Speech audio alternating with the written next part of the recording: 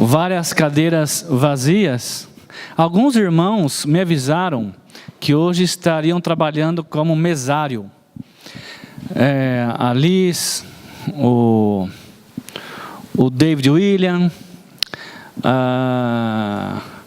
outros irmãos que me avisaram que trabalhariam hoje como mesário. O Marcos Teixeira, lembrei. E hoje é um dia atípico para o Brasil. Eu digo atípico porque desde 88 que eu voto, esse ano faz 30 anos que eu voto, eu não estou lembrado de ter um dia bem complicado para a nação brasileira. Eu converso com bastante pessoas, vários irmãos, e está muito difícil. Somente com oração mesmo, como foi citado na oração, para a gente fazer aquilo que é correto perante Deus. Somente Deus para nos abençoar, né? Que nós possamos aí, se você levantou hoje de manhã, você levantou preparado para votar? Se você ainda não votou, você está preparado para votar? Nós temos que estar preparado na nossa vida para várias coisas, não é verdade? Quando você sabe que alguém vai na sua casa, como foi falado na aula de sexta-feira no grupo Casa e nos outros grupos também, se você sabe que alguém importante vai na sua casa ou não, você quer deixar a sua casa arrumadinha, limpadinha, limpinha. Agora, se a pessoa chega de repente, pode pegar alguma coisa, né? Um monte de roupa em cima do sofá, alguma coisa revirada, a pia dessa altura, não é? Mas se você sabe que a pessoa vai visitar você, você deixa tudo arrumadinho, você se prepara. Você está preparado para a volta de Jesus? Amém. Eu vou fazer essas perguntas no decorrer da mensagem. Não há necessidade de responder, porque eu sei que vocês vão responder sim.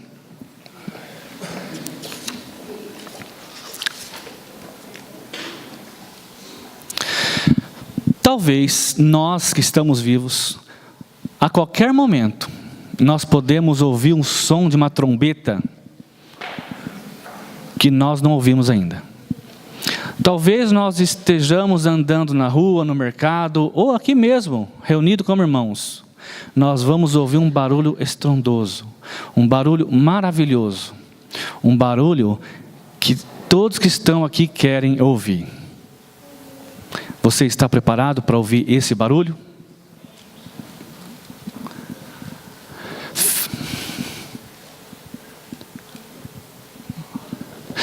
Primeira carta aos Tessalonicenses, nós vamos ler aqui só para ganhar um pouquinho de tempo. Diz assim: pois, dada a ordem com a voz do arcanjo e o ressoar da trombeta de Deus, o próprio Senhor descerá dos céus, e os mortos em Cristo ressuscitarão primeiro. Depois nós, os que estivermos vivos, seremos arrebatados com Ele nas nuvens, para o encontro com o Senhor nos ares. E assim estaremos com o Senhor para sempre. Consolem-se uns aos outros com essas palavras. Você sabe quando essa trombeta vai soar? Eu não sei. E com certeza você não sabe, porque quanto ao dia e a hora, ninguém sabe, nem os anjos dos céus, nem o Filho, senão somente o Pai. Agora, como que eu vou saber se eu estou preparado para encontrar com Jesus? Como eu vou saber se naquele grandioso dia eu vou estar preparado? Nós temos que estar preparado todos os dias. Como que eu vou saber? Tem vários pontos aqui que eu poderia colocar, vários pontos, mas o tempo me permite colocar só 3 e bem resumido ainda. O primeiro ponto que eu vou falar aqui agora, por si só, bastava se nós fizéssemos o que está pedindo lá, que é: busquem, pois, em primeiro lugar, o reino de Deus e a sua justiça, e todas essas coisas lhes serão acrescentadas. Se nós seguíssemos esse mandamento, essa observação, esse versículo, com certeza nós não precisaríamos dos outros dois que eu vou citar daqui a pouco. E nem de tantos outros que nós vamos ouvir provavelmente em outras pregações. A expressão, esse versículo aí, buscai primeiro o reino, significa que a vontade de Deus deve estar em primeiro lugar. Quando buscamos o reino de Deus acima de tudo, Deus cuida das outras necessidades nossas. Nada é mais importante do que o reino de Deus. Quando diz buscai primeiro o reino de Deus, Jesus, ele nos desafia a mudar as nossas prioridades. Normalmente, muitas pessoas colocam prioridades na carreira, no dinheiro, na família, até em roupas. Nós vemos o consumismo aí que está muito grande.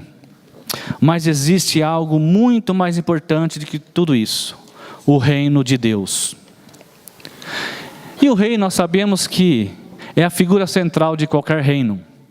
Da mesma forma, o reino de Deus é onde Deus está no centro. O nosso trabalho é buscar o reino de Deus. E isso significa fazer de Deus o centro do mundo. Vocês lembram na oração do Pai Nosso? Seja feita a tua vontade. E o versículo fala também, e a sua justiça. E nós sabemos que Jesus Cristo é a expressão máxima da justiça de Deus.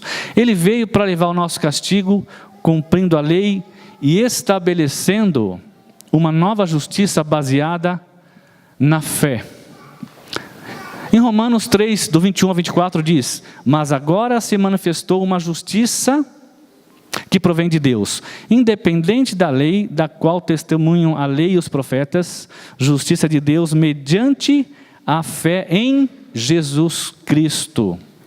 Para todos os que creem, não há distinção, pois todos pecaram e estão destituídos da glória de Deus, sendo justificados gratuitamente por sua graça, por meio da redenção que há em Cristo Jesus. Que bênção esse versículo 24. Nós devemos buscar essa justiça. Nós devemos crer em Jesus. E quando nós falamos crer em Jesus, nós entendemos todo aquele processo, desde ouvir a mensagem até se batizar e permanecer. Eu ouvi uma frase esses dias, num status de um irmão que está aqui, eu não lembro de qual irmão. Esse status tinha uma frase que diz assim: se você não tem tempo para algo, é porque aquilo não era prioridade. E quando eu ouvi essa frase no status desse irmão, depois você me fala quem é você, que eu acho quem eu sei. Depois você me fala, foi no meu status que você viu isso. Eu achei tão impactante essa frase, porque eu comecei a pensar em algumas coisas que eu estou pendente para fazer.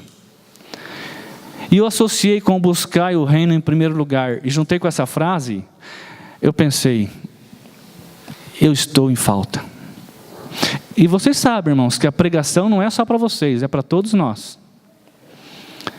Eu busquei o autor dessa frase, o que ele quis dizer com isso. E eu vi a entrevista dele no YouTube. E ele diz o seguinte: se você não tem tempo para algo, é porque aquilo não era prioridade. E ele deu um exemplo. Imagine uma pessoa sedentária. Imagine uma pessoa que trabalha só sentado, não faz exercício físico, nem caminhada faz. Uma alimentação com muito carboidrato, com gordura, com sal, muito açúcar. Imagina uma pessoa dessa, que chega aos 40, 50 anos, ele tem um infarto. Leva ele para o médico, fica lá na UTI alguns dias, depois fica para o quarto mais uns 3 dias, aí o médico fala, olha, foi por pouco. Eu vou receitar uns remedinhos, mas você vai fazer 2 coisas, que depende de você. Vai mudar a alimentação e vai fazer caminhada, pelo menos 3 vezes por dia. Antes não tinha tempo, vida corrida, vida agitada, muito trabalho, corre aqui, corre ali, não tinha tempo para nada. Depois que ele ouve um diagnóstico desse, no dia seguinte, 6 horas da manhã, ele está amarrando o tênis para fazer caminhada.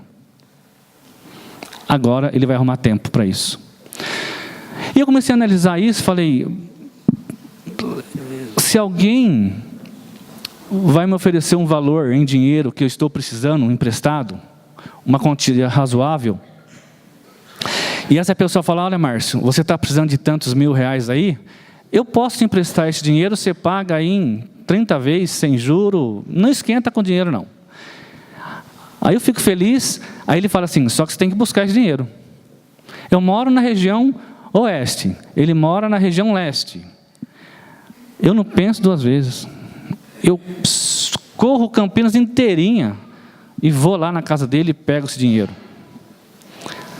Quando eu estou saindo, eu lembro que tem uma tia minha que mora 2 quadras ali, que faz 20 anos que eu não vou na casa dela.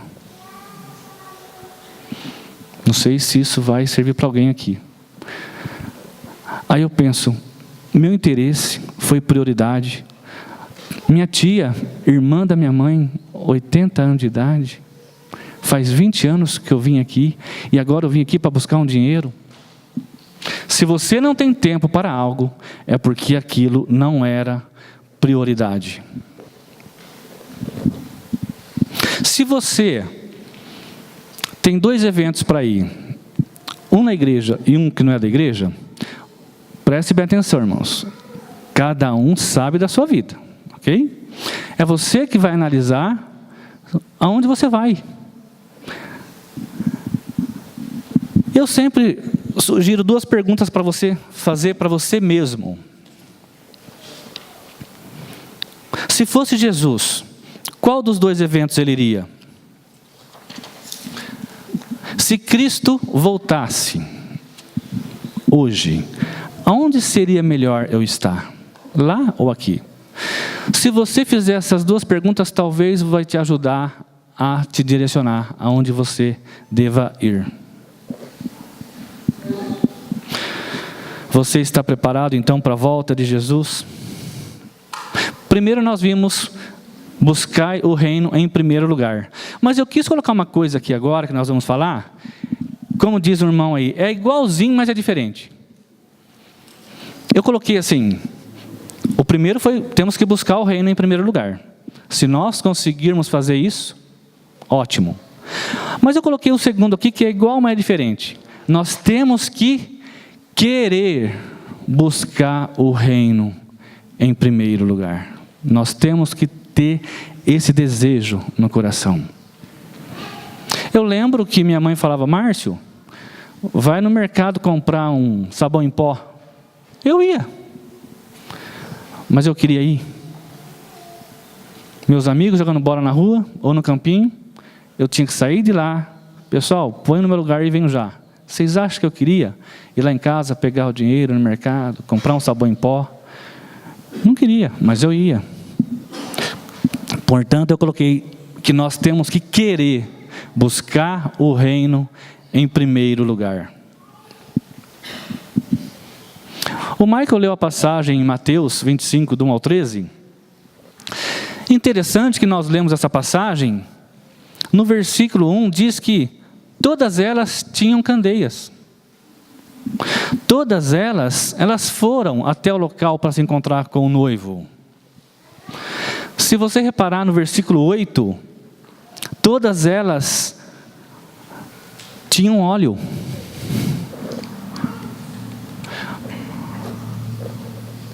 Diz assim, no versículo 8, as insensatas disseram às prudentes, dei-nos um pouco do seu óleo, pois as nossas candeias estão se apagando. Elas tinham óleo na candeia, mas não tinha reserva. No versículo 8, as insensatas pedem azeite, mas no 9, as prudentes respondem que não podem. Cada virgem, as 10 moças ali, elas tinham que se preparar. Individualmente, cada um tinha que fazer o que era preciso para ser feito e elas sabiam o que tinha que fazer. O ponto desse versículo aqui não é que nós não devemos ajudar as pessoas, como as prudentes fizeram. O ponto aqui é que cada um é responsável pelos seus atos. Cada um de nós é responsável pela salvação de cada um.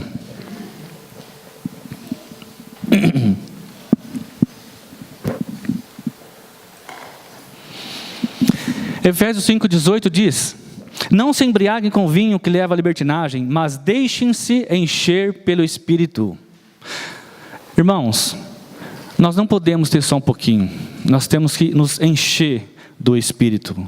Nós temos que estar um copo cheio, não pela metade. Nós temos que querer buscar o reino, nós temos que querer se encher pelo Espírito. As 5 prudentes, elas quiseram e fizeram corretamente. As outras, falhou alguma coisa. Temos que ter o desejo. Se nós tivermos o desejo de fazer as coisas para Deus, não vai dar errado. Por falar em Espírito Santo, eu estou adiantando um pouquinho a pregação aqui, mas eu acho que vai dar um tempo bom aqui. Como nós vamos saber se eu estou cheio do Espírito Santo? Porque quando aquela trombeta tocar, que Cristo voltar nos ares, nós temos que estar preparados, temos que estar cheios do Espírito, não igual as insensatas, faltando, não é? Senão o noivo chega, elas não estão preparadas. Nós temos que estar cheios do Espírito. Vamos primeiro falar algumas coisas sobre isso, depois a gente volta para o ponto 3. Como eu falei no começo, né, nós temos que querer ser cheio do Espírito. Nós temos que analisar, preste atenção, você que está com sono. Nós temos que analisar os nossos frutos. Você tem dado frutos? O fruto, você transporta essa palavra para trabalho, você tem trabalhado na obra, tem se envolvido na obra, isso te ajuda muito a se encher do Espírito. Você tem prazer em estar com os irmãos? Ou às vezes é um peso ter que se reunir? Por alguma razão você está tendo que se reunir. Então você tem que ter prazer de estar com os irmãos para adorar a Deus. Analise a sua vida e confira se tem alguma coisa controlando a sua vida a não ser o Espírito Santo. O Renato trouxe uma mensagem domingo passado e ele começou a pregação assim: Facebook é pecado? Instagram é pecado? WhatsApp é pecado? Né, Renato? Uma ótima pregação, tenho certeza que os irmãos saíram edificados com essa mensagem tão atual. Que Deus continue abençoando você, Renato, com esse dom que você tem de pregar.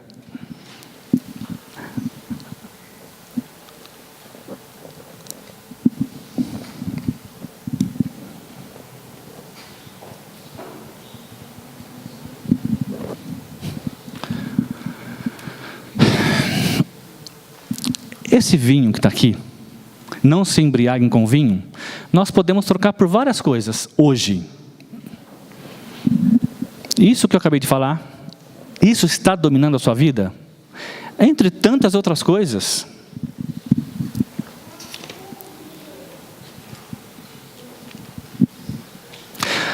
Tem uma proibição aqui, não é?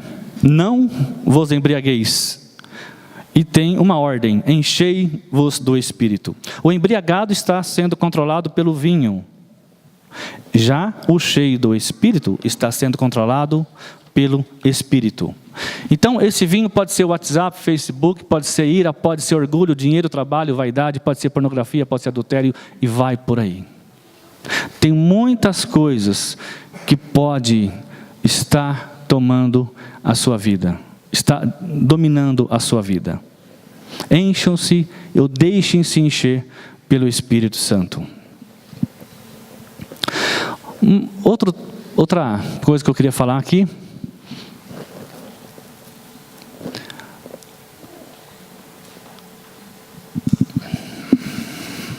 Se alguém tem algum problema com outra pessoa, em especial um irmão da igreja, faça as pazes. Por quê? Se você quer estar preparado para a volta de Jesus, você tem que buscar o reino, você tem que querer buscar o reino, e você tem que estar em paz com todos. Moisés, ele viu 2 israelitas brigando e tentando apartar a briga. Ele disse assim, lá em Atos, né? É quando Estevão que fala isso. No dia seguinte, Moisés dirigiu-se a 2 israelitas que estavam brigando e tentou reconciliá-los, dizendo: homens, vocês são irmãos, por que ferem um ao outro? Esses 2 homens, eles estavam sob uma dura opressão, uma opressão demorada, e eles esperavam por um libertador que o tirasse do Egito e o levasse para Canaã. Mesmo assim, um espancava o outro. O mais forte estava espancando o mais fraco. Hoje, as atitudes não são diferentes. Nós somos irmãos em Cristo. Irmãos, e às vezes há brigas. Deus quer isso? Não. Você quer isso? Não. Mas às vezes há brigas. Irmãos que não olham para o outro. Participa da mesa do Senhor, participa da ceia do Senhor e não olha para o outro irmão. Lê a mesma Bíblia e briga com o irmão. Canta o mesmo hino e briga.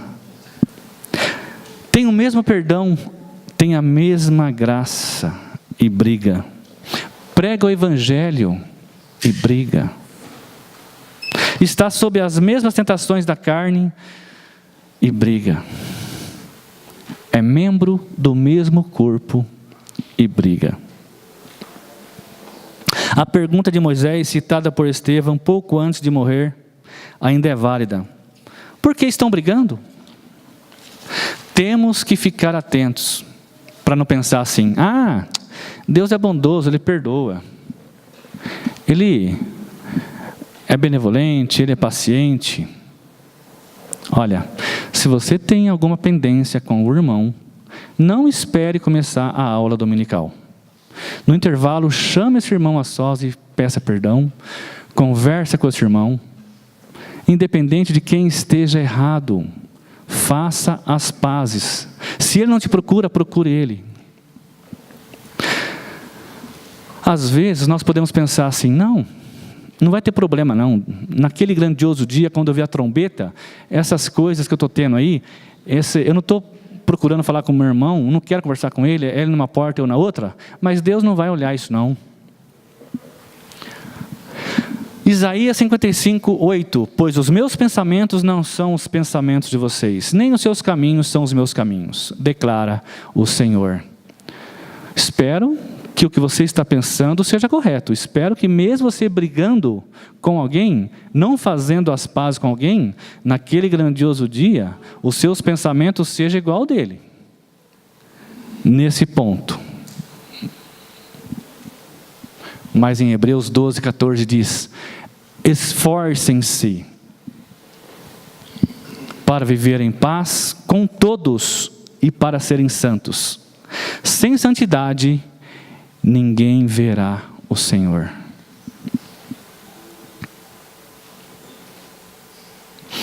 Olha que interessante. O versículo está dizendo assim: para ver o Senhor, ou seja, para encontrar com Jesus, tem que viver em santidade. E para viver em santidade, tem que se esforçar para viver em paz com todos. Será que tem algum irmão que chega e não cumprimenta o outro porque está com birrinha? Será que tem um irmão que quando está saindo por uma porta, ele entra por outra porta porque está com birrinha? O que esse versículo está dizendo? Esforcem-se. Esforcem-se para viver em paz com todos. Será que isso é viver em paz?